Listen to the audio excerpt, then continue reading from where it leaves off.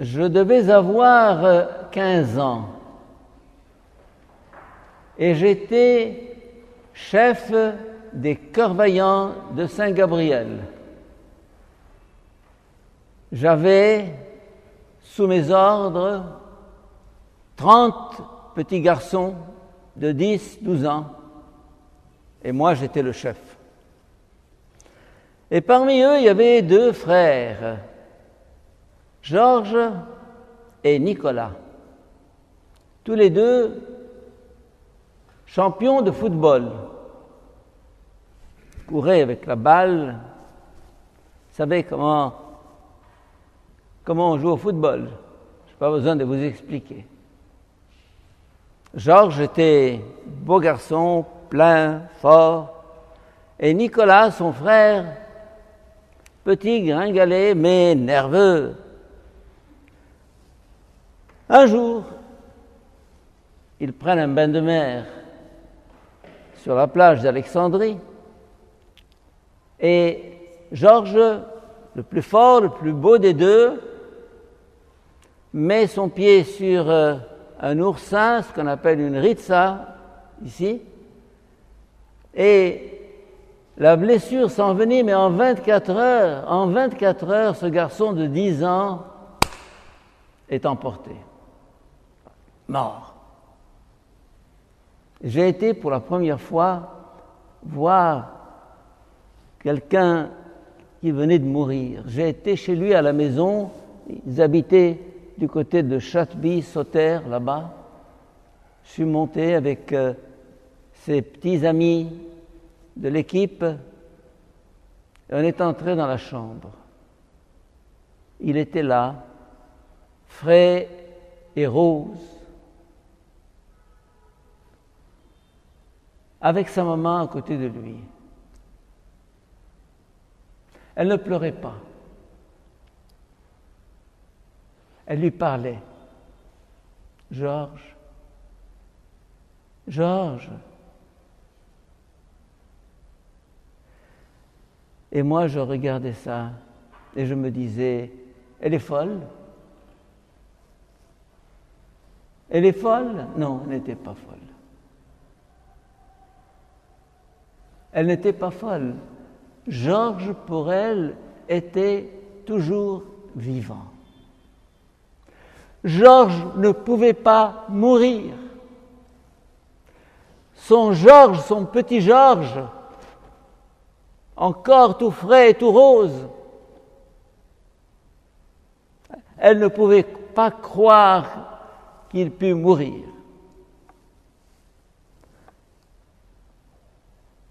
Avait-elle raison? Bien sûr qu'elle avait raison.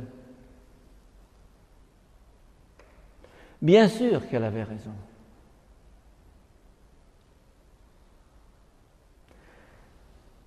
Gabriel Marcel a cette phrase dans un de ses écrits: aimer, c'est dire à l'autre, tu ne mourras pas. Aimer, c'est dire à l'autre, tu ne mourras pas. Aimer, c'est découvrir dans l'autre celui qu'on aime, son enfant, son mari, sa femme, son ami. C'est découvrir en lui cette étincelle d'éternité qu'il porte en lui et qui est indestructible.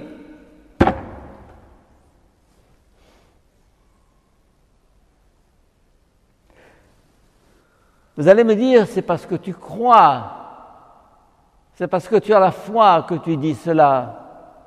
Eh bien non. Je suis en train de préparer un livre qui sera peut-être le meilleur, L'amour et la mort, un gros livre. Il est dans mon ordinateur depuis 30 ans. Il va finir par naître. L'amour et la mort.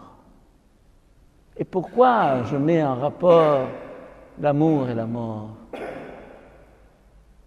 Parce qu'il y a un rapport intime entre les deux. L'amour, C'est le triomphe sur la mort. Et qui le dit? Le Cantique des Cantiques, à la fin, dans un des derniers versets, qu'est-ce qu'il dit? L'amour est plus fort que la mort.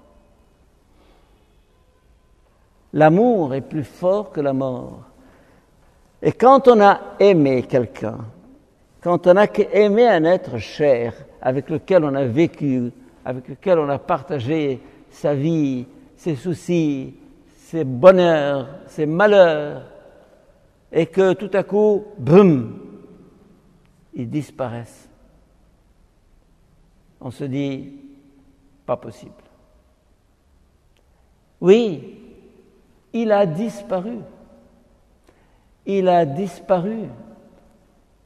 Comme vous disparaîtriez si vous passiez dans la chambre à côté. Oui, vous allez disparaître, fermer la porte, mais je sais que vous existez derrière la porte. Je sais que vous existez dans la chambre à côté. Ce n'est pas parce que vous avez disparu que vous n'existez plus. Les disparus existent. Où? Comment? Ça, c'est le mystère. Ça, c'est le mystère de la mort. Ou, quand maman est morte, j'ai ici un petit livret, Maman, ce n'est qu'un au revoir. C'était en 86. Je ne vais pas vous lire, mais c'est un de mes plus beaux textes, tout petit, je ne l'ai même pas publié, j'ai quelques exemplaires.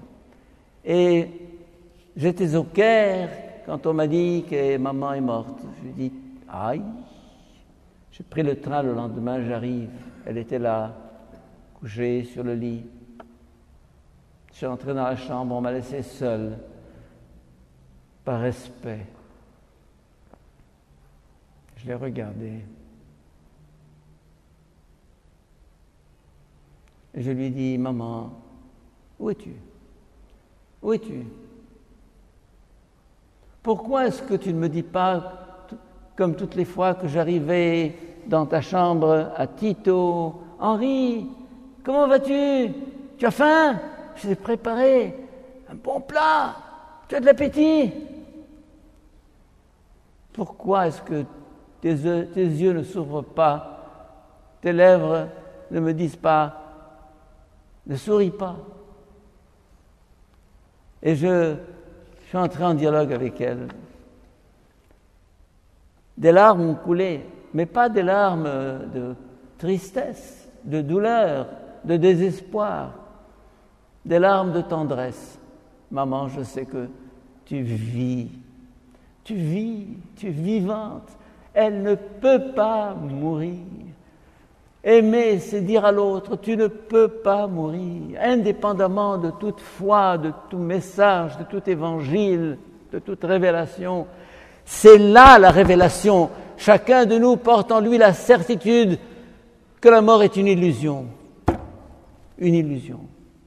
La mort n'existe pas. La mort est passage. Quand vous voyez le soleil se coucher à l'horizon sur la mer d'Alexandrie, oui, il s'est couché. Oui, il a disparu. Et puis demain matin, le soleil s'est levé.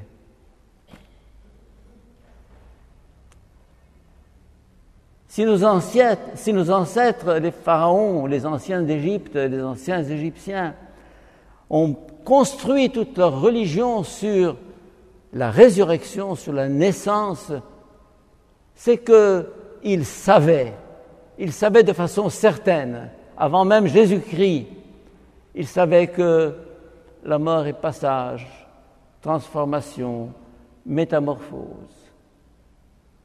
Passage à la chambre d'à côté, passage dans un autre univers. Mais où es-tu? Où es-tu, toi, qui as disparu? Où sont les morts? Où sont-ils? Ils sont là. Écoutez cette phrase que je vais vous dire. Mourir c'est s'unir. Mourir, c'est s'unir.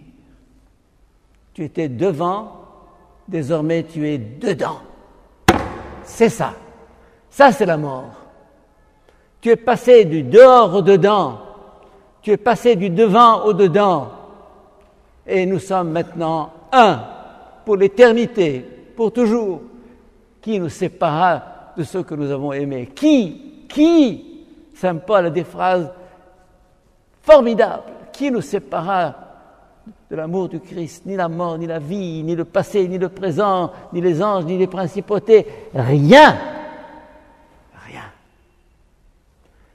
La mort est une illusion.